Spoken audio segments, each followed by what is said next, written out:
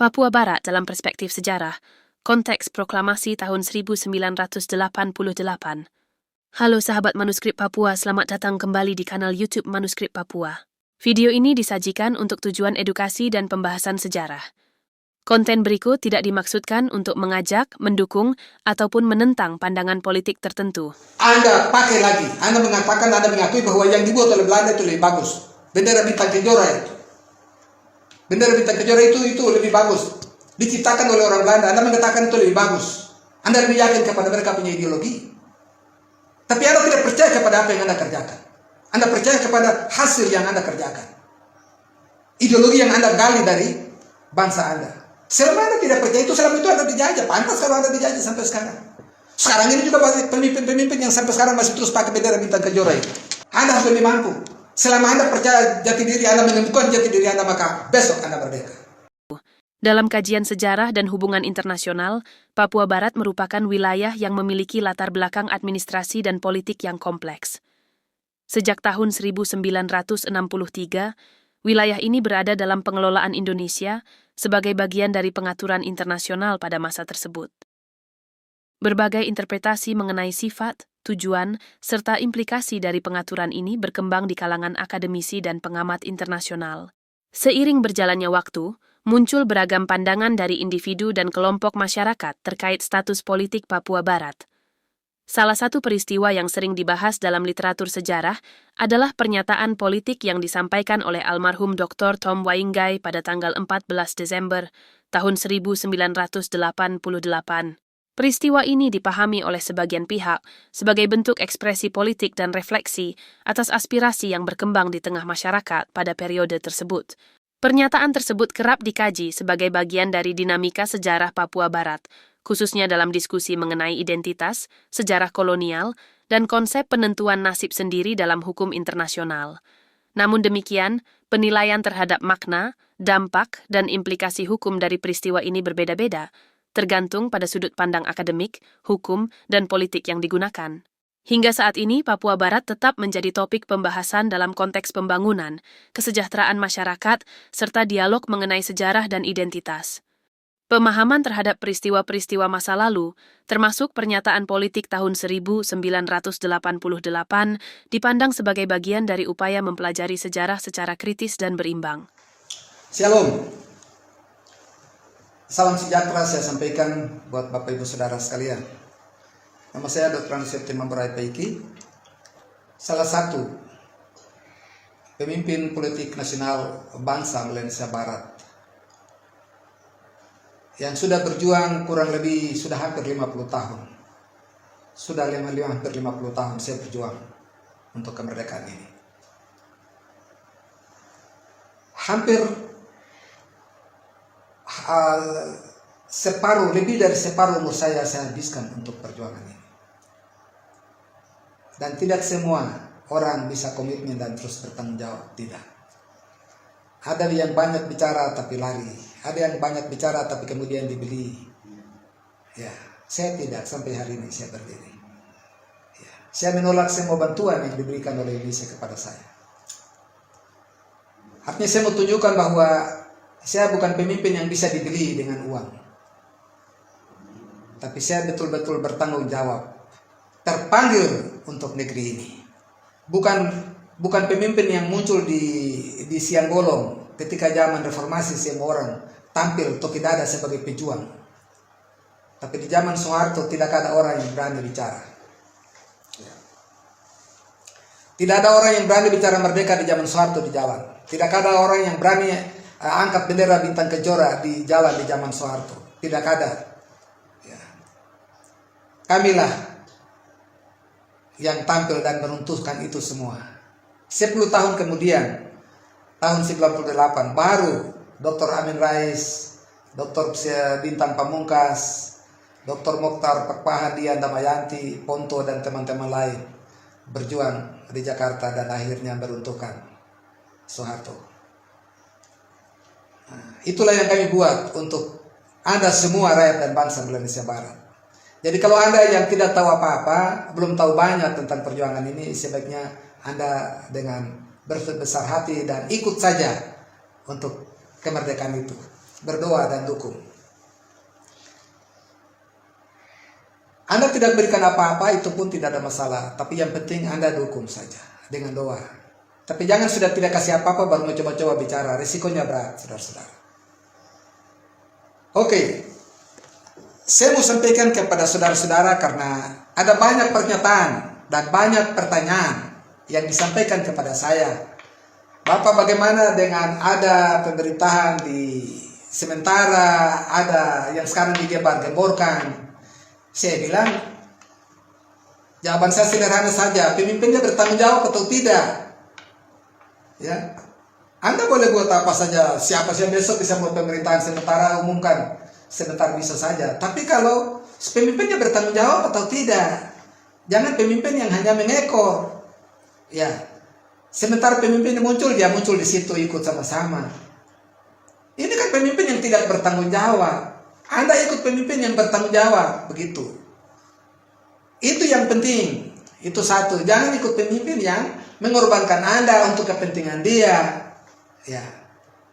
Mengorbankan Anda, mati konyol percuma tapi dia tidak bertanggung jawab. Anda masuk penjara tapi dia tidak bertanggung jawab. Begitu. Itu yang pertama. Pemimpin yang bertanggung jawab. Yang kedua, kepercayaan diri. Usahakanlah dirimu untuk meraih kepercayaan diri, jati dirimu sendiri. Harus percaya dan yakin sungguh-sungguh bahwa saya lebih baik dari orang lain. Ya. Saya memberitahukan buat Bapak Ibu Saudara sekalian, rakyat dan bangsa Indonesia Barat. Selama Anda dijajah, ya, apapun yang Anda kerjakan, betapapun baiknya prestasi Anda, betapapun prestasi yang Anda ukir, ya, sehebat apapun Anda, sekuat apapun Anda, sepintar apapun Anda tidak ada guna. Ya, Anda tidak diperhitungkan. Lihat contoh-contoh banyak. Om Barnabas Webu orang hebat. Tapi apa yang sekarang mereka lakukan terhadap dia? Seperti itu banyak hal. Ada orang-orang yang lebih orang-orang hebat, tapi mereka sama sekali tidak diperhitungkan oleh Republik ini. Begitu salah langsung dicopot, dimasukkan dalam penjara. Om Suebu kan sampai menyesal. Wah, menyesal sekali ikut dengan Indonesia ini. Itu. Jadi selama Anda tidak percaya diri, selama itu Anda akan terus dijajah. Saya sudah bilang berulang kali bahwa kemerdekaan kita membuat kita terhambat sampai hari ini. Kemerdekaan kita terhambat. Faktor utama tergantung daripada kita sendiri. Hilang jati diri, hilang kepercayaan diri. Ya. Selama Anda katakan bahwa Indonesia itu jauh lebih baik, maka selama itu Anda akan dijajah. Anda mengatakan bahwa Belanda itu lebih hebat, selama itu juga Anda akan dijajah. Ya. Anda harus bangga dengan makanan Anda. Anda harus mengatakan bahwa Anda lebih hebat, Anda harus lebih pintar, Anda harus lebih ganteng, Anda harus lebih cantik. Ya. Anda harus lebih mampu. Selama Anda percaya jati diri, Anda menemukan jati diri Anda, maka besok Anda merdeka. Gitu. Bapak Markus Sesepol dia tidak percaya diri. Ya. Nicholas Schorek tidak percaya diri. Bilang nanti saja, kami masih bodoh. Nanti Belanda yang kasih buat kami. Ini artinya tidak percaya diri, tidak mampu. Itu yang membuat sekarang kamu tidak merdeka sampai sekarang. Sudah begitu, Anda pakai lagi. Anda mengatakan, Anda mengakui bahwa yang dibuat oleh Belanda itu lebih bagus. Bendera bintang kejora itu. Bendera bintang kejora itu lebih bagus. Diciptakan oleh orang Belanda. Anda mengatakan itu lebih bagus. Anda lebih yakin kepada mereka punya ideologi. Tapi Anda tidak percaya kepada apa yang Anda kerjakan. Anda percaya kepada hasil yang Anda kerjakan. Ideologi yang Anda gali dari bangsa Anda. Selama Anda tidak percaya itu, selama itu Anda dijajah. Pantas kalau Anda dijajah sampai sekarang.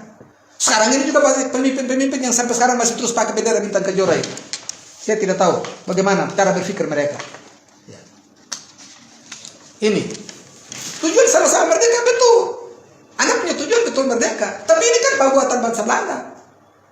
Anda lebih percaya Belanda daripada Anda percaya kepada diri Anda. Itu berarti Anda, sebaiknya Anda pergi belajar lagi di Melanesian Trust. Percaya diri, Melanesian Trust. Anda harus percaya diri.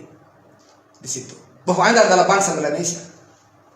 Itu baru salah satu. Dan masih banyak lagi. Anda harus percaya kepada makanan Anda. Kalau Anda makan sagu, Anda katakan itu jauh lebih baik.